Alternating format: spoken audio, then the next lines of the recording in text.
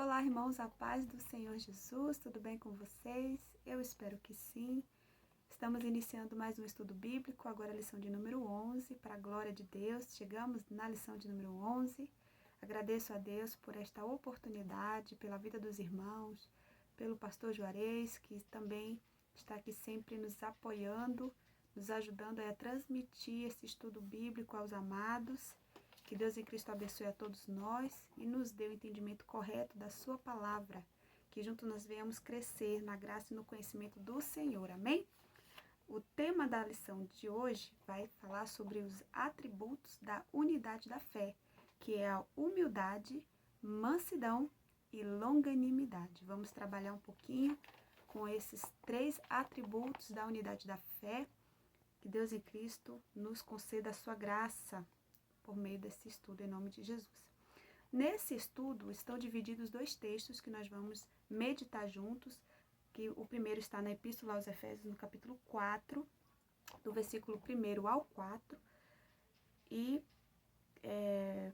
depois Colossenses, no capítulo 1, dos versículos 9 ao 12, tá?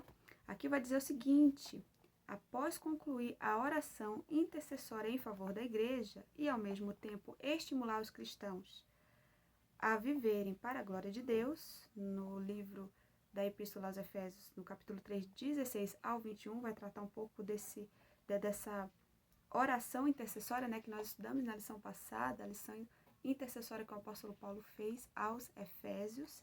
Ele enfatiza a necessidade da unidade dos crentes, que nós vamos meditar daqui a pouquinho nesses 2 textos que eu acabei de citar.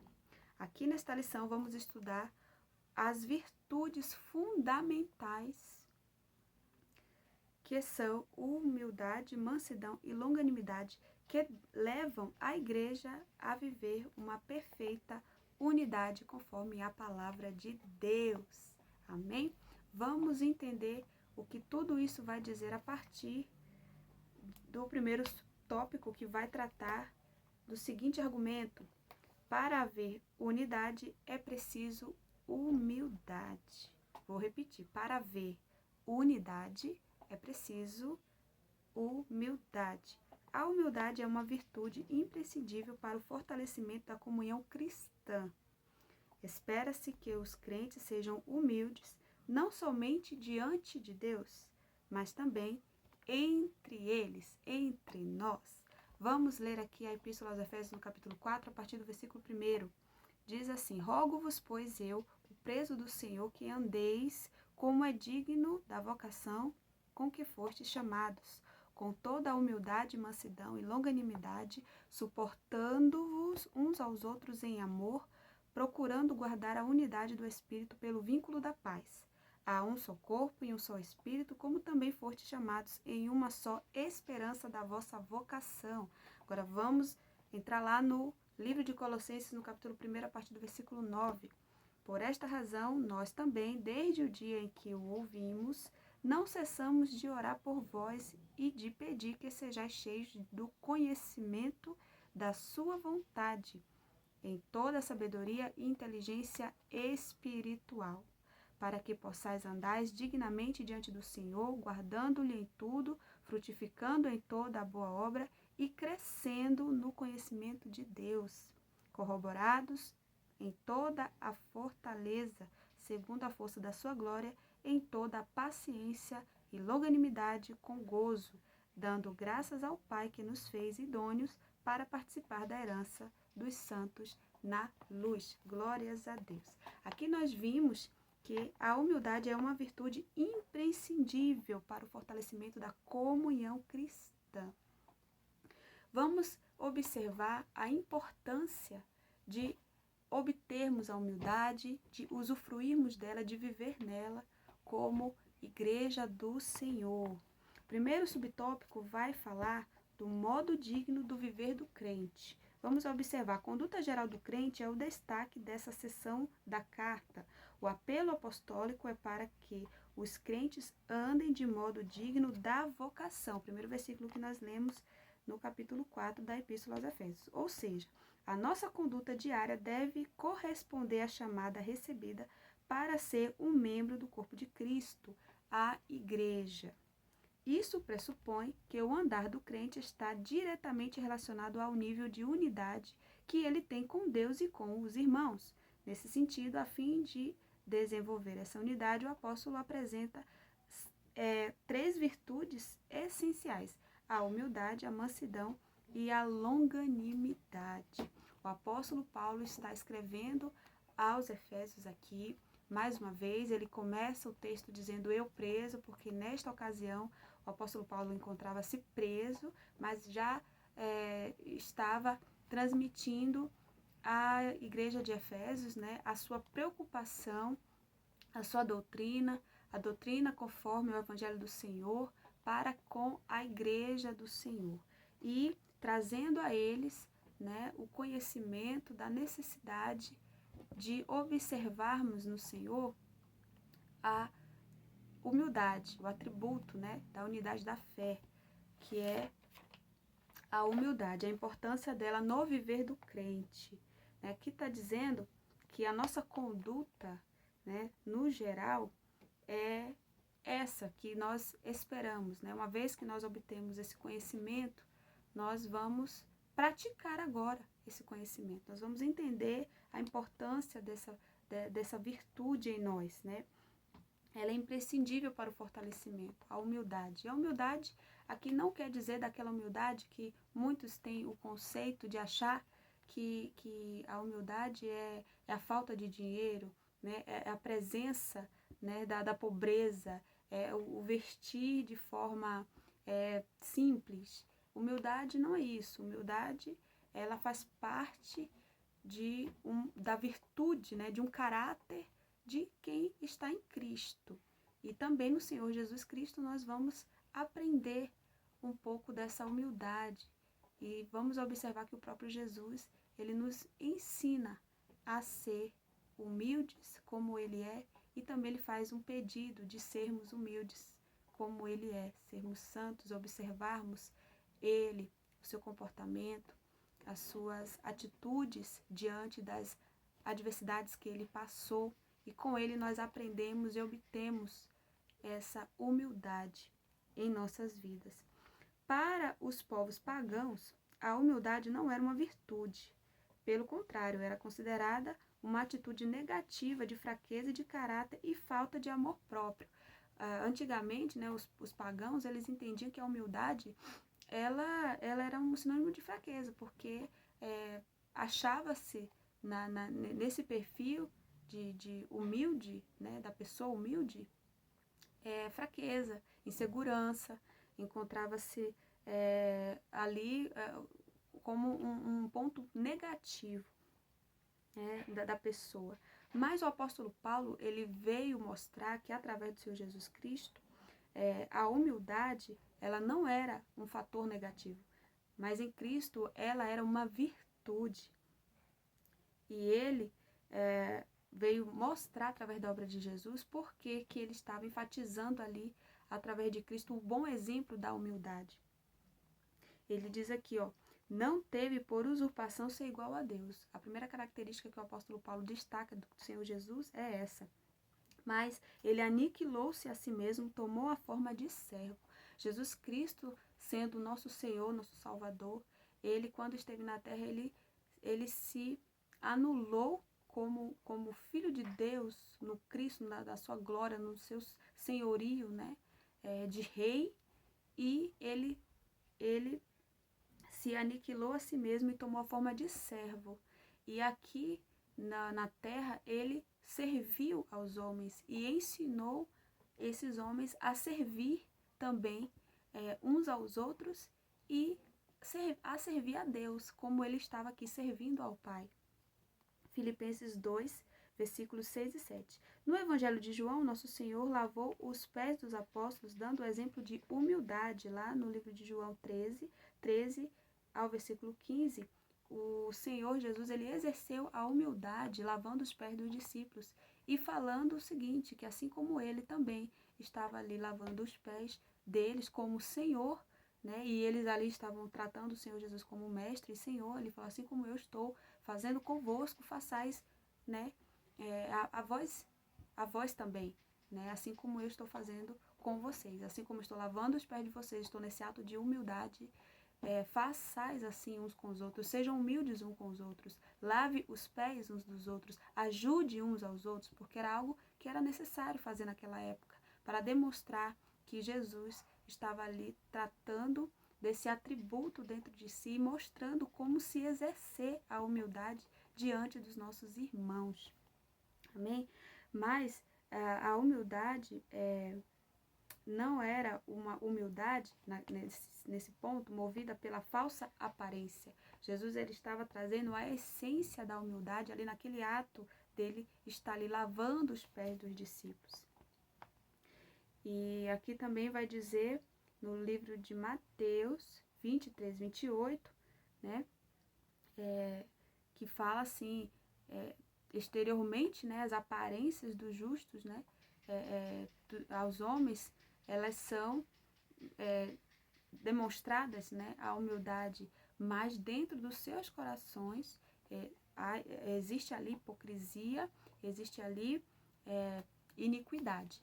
Então, o Senhor Jesus, ele que sonda os nossos corações, ele está nos mostrando aqui através desse texto também de Mateus 23, 28, que existe a verdadeira humildade e a falsa humildade.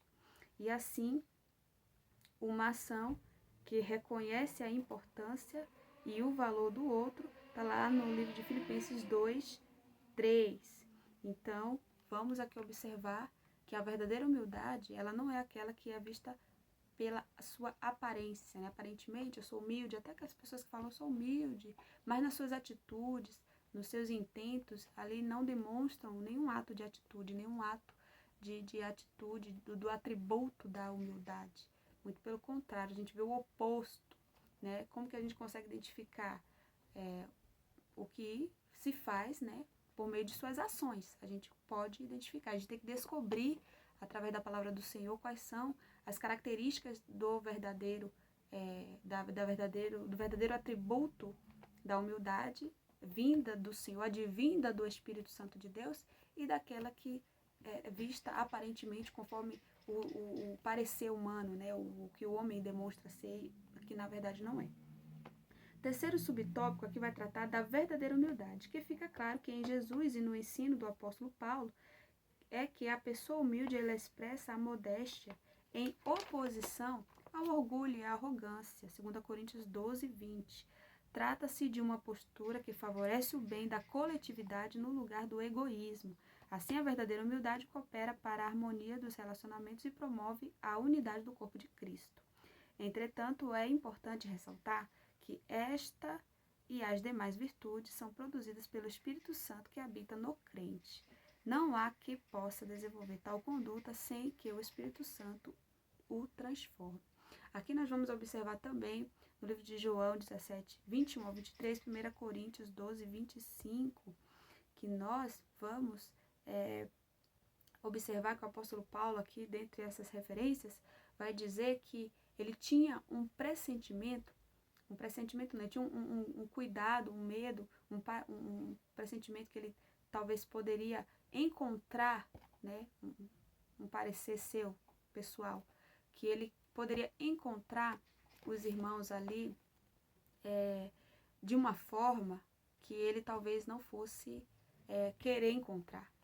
E ele temia isso, e nesse livro de 2 Coríntios 12, 20, vai dizer que ele não encontrasse ali, né, e também no livro de João 21, 23, e 1 Coríntios 12, 25, vai trazer um apanhado de situações em que o apóstolo Paulo vai dizer assim: eu esperava encontrar vocês de uma forma que não tenha sido como eu estou imaginando, digamos assim, né, de forma que houvesse entre vocês inimizades, intolerância, que houvesse entre vocês dissensões, mentiras. E o apóstolo Paulo estava advertindo tudo isso e trazendo nessa referência que ele não gostaria de encontrar os irmãos como ele estava ali conforme aquele parecer que ele estava tendo, mas que ele gostaria de encontrar os irmãos de uma maneira muito diferente. Mas ele temia, porque naquele momento era necessário trazer o conhecimento, né, de como que a igreja do Senhor precisa se comportar, precisa aprender a exalar o perfume de Cristo e aprender a viver conforme os frutos do Espírito Santo, a viver em unidade, né, que não houvesse ali uma divisão no corpo do Senhor, que não houvesse ali nenhuma forma de indiferença, né, porque todos eram irmãos e todos precisavam estar igualmente diante de Deus, né, guardando um ao outro, cuidando um do outro e não com inimizade, com indiferença, com maus tratos, né? Aqui o apóstolo Paulo estava advertindo em relação a isso, trazendo a consciência de que nós somos um corpo de Cristo, que nós precisamos tratar, né, de bondade um com o outro e não com as coisas contrárias às quais o Espírito Santo se entristece, que não é o que a palavra de Deus nos ensina, tá certo?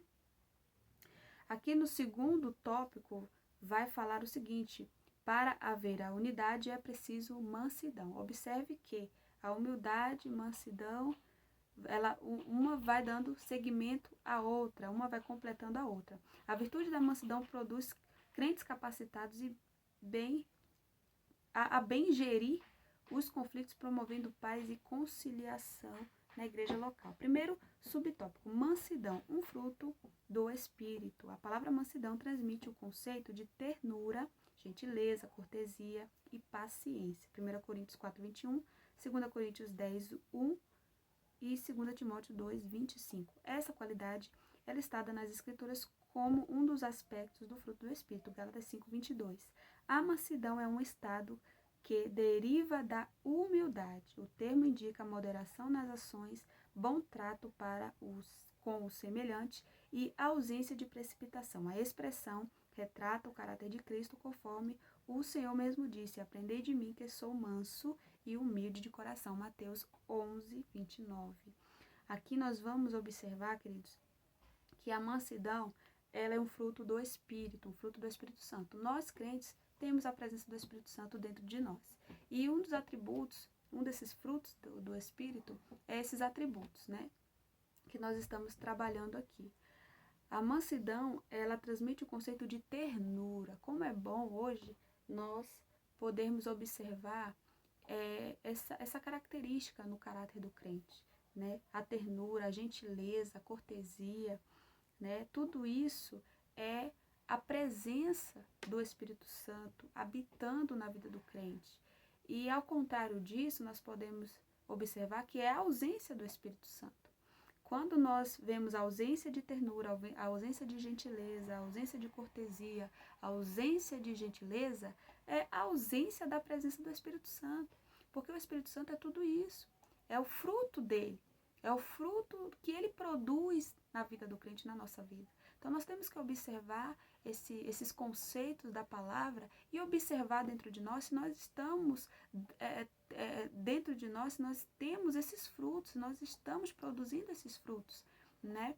Por causa da presença do Espírito Santo de Deus em nós. Então, toda vez que nós vemos isso, essas intolerâncias, essa questão de divisão, essa questão de separação, essa questão de intolerância um com o outro, de desafeto, de empatia um do outro, a gente percebe que falta a presença do Espírito Santo ali, trabalhando no caráter do crente, trabalhando na vida do crente. Nós que aceitamos a Jesus, nós temos uma vida de transformação contínua. A presença do Espírito Santo, ela vai moldando nossa mente, vai transformando o nosso coração, vai mudando a nossa forma de pensar e de agir. E aqui nós vamos observar que a mansidão, ela é esse fruto. E os dois grandes exemplos que a Bíblia trata da mansidão, ela vai destacar aqui que foram Moisés e o próprio Jesus Cristo. O Moisés, ele foi reconhecido como o homem mais manso que havia sobre a terra, Números 12:3. Essa reputação se deu em virtude de o legislador, entre os outros aspectos, não revidar nem guardar rancor quando foi atacado pessoalmente, Números 12, 1 e 2. Nessa mesma perspectiva, Jesus Cristo manteve o autocontrole enquanto era injustamente caluniado, Mateus 12, 14 e 21. E durante seu julgamento não pronunciou qualquer palavra contra os seus acusadores, Marcos 15, 4, 5. Assim, temos os exemplos de mansidão diante das mais difíceis circunstâncias. É aquele tipo de situação que as pessoas encontram que falam assim, eu perco a cabeça quando eu me deparo a uma situação adversa, quando alguém fala de uma forma assim comigo, eu perco até a minha razão e eu parto para uma agressão, ou eu falo de uma maneira dura, de uma maneira grosseira, né? A falta de educação vem, a falta de coerência vem, e aí forma aquele cenário horroroso que às vezes traz ofensas um ao outro, traz um desagrado. Mas aqui, mesmo passando por situações diversas, seja ela qual for, como for, aqui nós temos esses dois grandes exemplos que nos traz o exemplo vivo do caráter, do atributo, do fruto do Espírito, que é a mansidão na vida de Moisés, quando ele estava ali sendo questionado porque casou com uma mulher fora, né, dos termos, né, de Israel. Ali os seus irmãos questionaram a ela, que ela não era ali da tribo, ela não era ali do meio, ela era de fora, ele foi questionado, e isso lhe causou um certo constrangimento, mas ele não trouxe isso para dentro do seu coração, não guardou rancor, não guardou mágoa, simplesmente ele manteve o seu posicionamento em relação à sua esposa e manteve o seu casamento e mostrou que a indiferença das tribos, né, que eles viviam, não afetou em nada a sua decisão de querer casar com aquela mulher, com aquele perfil. Mas eram seus irmãos que ali estavam afrontando. E aí a palavra de Deus diz que ele se manteve manso, sereno, equilibrado, né? Com postura, com sabedoria, com prudência diante daquela situação. E Jesus também, quando estava sendo afrontado ali, levando para ser morto, né? Sendo açoitado, sendo confrontado tantas vezes, Jesus foi ali de várias formas desrespeitado, desonrado, né? Por aquelas palavras duras, mas ele tratou em tudo com mansidão, ele não abriu a boca de maneira nenhuma para lhes transmitirem nenhuma forma de contenda ou de desrespeito a eles, ou querendo até mesmo se defender, se justificar. O Senhor Jesus não fez. O Senhor Jesus manteve a sua paz, a sua serenidade, a sua tranquilidade e não se deixou envolver por aquelas afrontas, por aquele meio, né, que estava ali sendo levantado contra ele. Então, nós precisamos aprender e a buscar no Senhor este atributo, este fruto do Espírito em nossas vidas, para que também a gente possa transmitir dentro de qualquer cenário adverso a mansidão, né, em nós, diante de qualquer situação. A verdadeira mansidão, ela diz aqui que pessoas com essa virtude são disciplinadas e capacitadas a perseverar na perseguição. Romanos 12, 12 ao 14. Não revidam seus maus tratos sofridos, elas não se apressam em emitir juízo, ou seja, elas não fazem a justiça com as próprias mãos, né? Romanos 12, 17 e 19. Não cedem às provocações, não dão espaço para ressentimento. Hebreus 12, 15. Essa virtude não significa fraqueza ou inferioridade, pelo contrário, indica o mais seguro controle emocional. Assim, mansidão trata da submissão do homem para com Deus e sua palavra, Tiago 1, 21, e é a presença do Espírito Santo propiciando sua suavidade e domínio próprio, Romanos 8, 10. É o que nós estamos buscando e precisando nos nossos dias atuais. Domínio próprio. Nós estamos precisando de mansidão. Nós estamos precisando da presença do Espírito Santo, porque é Ele que propiciona esse domínio próprio em nossas vidas. E hoje, na atualidade, nós estamos vendo muitas pessoas trabalhando com a questão da inteligência emocional, a questão do equilíbrio emocional, né? É um tema bastante forte na atualidade, mas o que se tem que entender de base, de fundamento, é que esse é um fruto do Espírito Santo. Isso é possível quando você está na presença do Senhor, buscando por este Espírito, fortalecendo ele dentro de você, observando a palavra, deixando que ele gere dentro de você essa virtude, esse fruto, esse atributo, né, da unidade da fé. Porque senão não adianta a receitinha, não adianta a dicasinha, não adianta aquela palavrazinha prontas, né, que vem como se tivesse aquele efeito que provoca isso dentro de você. Não somente isso, mas fundamentalmente a presença do Espírito Santo, porque sem ele é impossível que o homem alcance esse domínio próprio, alcance esse recurso, né, do domínio próprio. É impossível que ele seja seguro, que ele tenha o controle emocional da sua vida. É impossível, né? Somente com a presença do Espírito Santo. E ao contrário disso, né, nós vemos que o que presenciamos hoje é pessoas que magoam uma outra e ficam, né, com aquela divisão, com aquela separação, não se perdoam, não se consolam, não se tratam, né, e vai levando, e ao invés de se libertarem desse grande mal, elas estão dando lugar dentro dos seus corações para essas situações. Isso não pode acontecer dentro da igreja. E o apóstolo Paulo estava aqui trazendo essa carta para que a igreja de Éfeso, para a igreja de Colossenses, para a igreja de Corinto, não permitisse que elas fossem induzidas por esses conceitos que naturalmente o homem, né, produz, que é o fruto da carne, né, mas que eles observassem e se atentassem a esse fruto do Espírito Santo. A mansidão, o quarto subtópico, pressupõe conciliação. O comportamento conciliador é a demonstração prática da conduta de quem possui mansidão, por meio de uma postura equilibrada diante de circunstâncias adversas. 1 Pedro 2,23. Um meio harmonioso de administrar os conflitos. 2 Coríntios 2,10. Se todos os crentes de cada igreja desenvolvessem a virtude da mansidão, o espírito conflituoso desapareceria. Em lugar de sentimento faccioso, eles apresentariam um espírito manso e conciliador. 1 Coríntios 1,10. Né? Aqui fala que o Senhor, ele nos ensina a liberar o perdão, a perdoar uns aos outros, assim como nós recebemos o perdão de Deus, nós temos que perdoar, e nós sabemos que o maior benefício de quem perdoa não é daquele que recebe o perdão, mas daquele que libera o perdão. Esse é o maior benefício que um ser humano pode obter dentro de si, quando ele libera o perdão.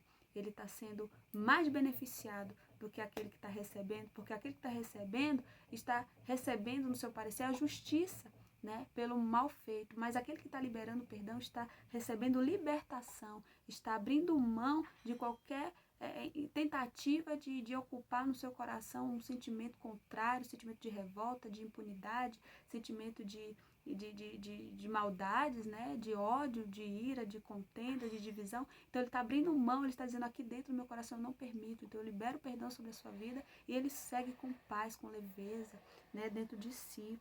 Então aqui o Senhor Jesus também nos ensina a entender que esse comportamento, a mansidão, ela pressupõe conciliação. Onde há mansidão, onde há o equilíbrio, há conciliação, não há divisão, não há contenda. Amém?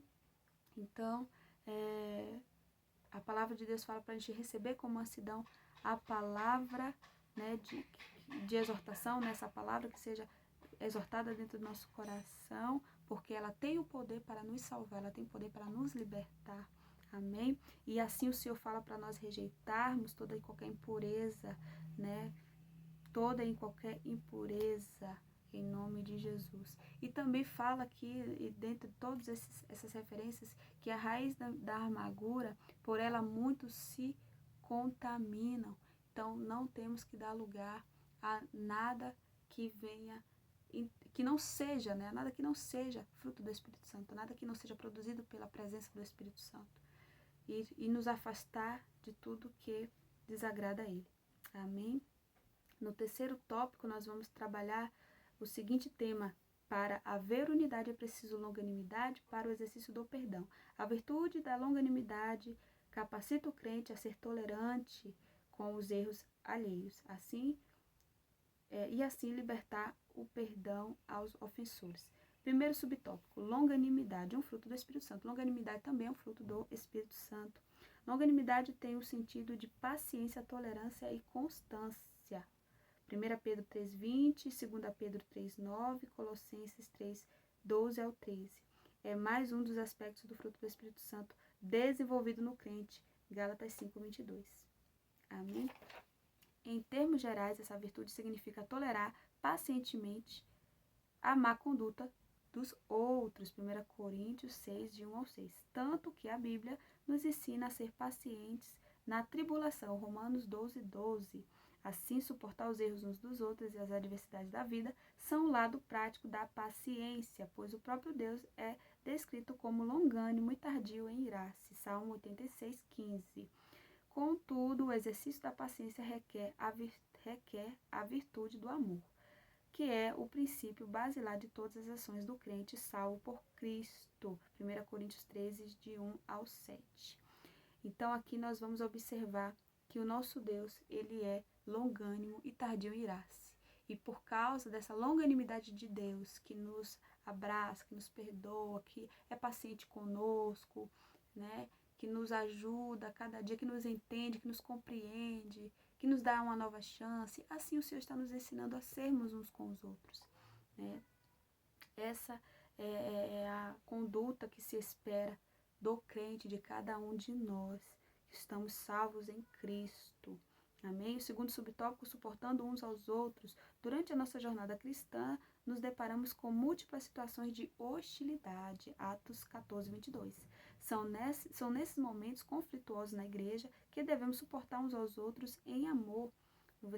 No capítulo 4 da Epístola aos Efésios, versículo 2. A expressão indica que, infelizmente, teremos que enfrentar excessos cometidos em nosso meio, como as provocações alheias e atitudes carnais. Essas são comparadas a um fardo que devemos suportar por meio da prática do amor. Só o amor, queridos, vai fazer com que nós consigamos viver em paz uns com os outros.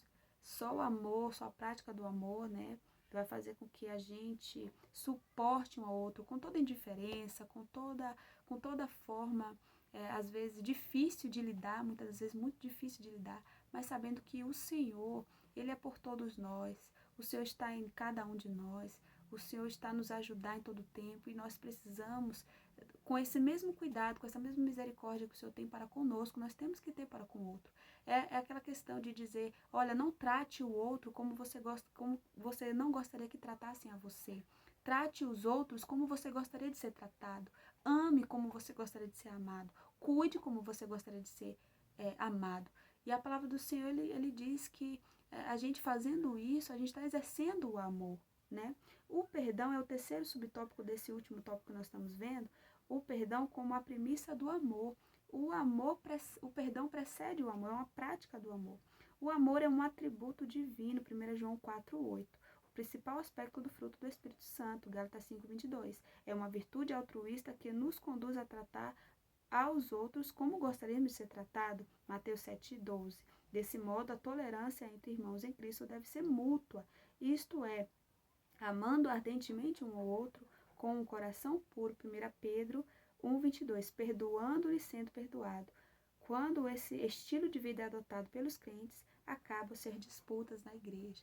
Quando esse estilo de vida é adotado pelos crentes, acabam ser disputas na igreja. Muito interessante esse final. Temos que perdoar, temos que liberar perdão, temos que amar uns aos outros para que nós possamos desfrutar do gozo do Espírito Santo nas nossas vidas.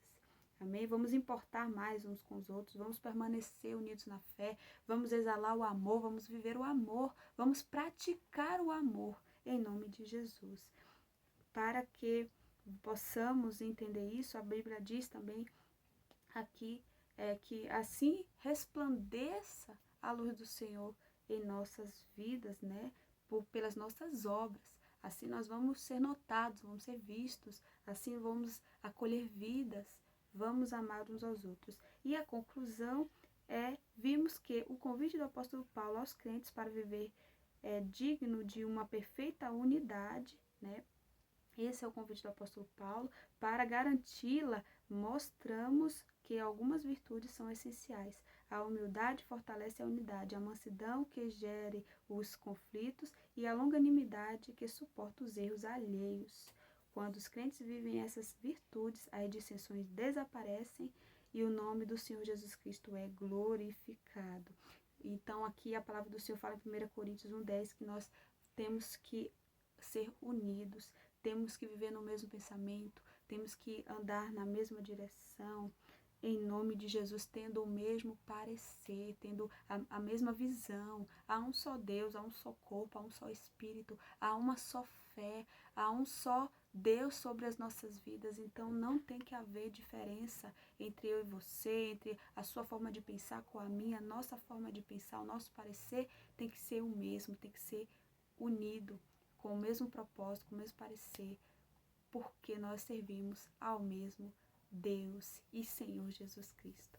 Amém? Essa é a palavra que está aqui descrita nesse ensino do estudo da lição de número 11. Que Deus em Cristo fortaleça o teu coração por meio desse estudo, por meio dessas referências. Medite em tudo isso, reflita e peça sempre a ajuda do Senhor para que você e eu, sejamos melhores a cada dia à luz da palavra de Deus. Amém? Fiquem todos na paz do Senhor Jesus. Eu agradeço por mais uma oportunidade.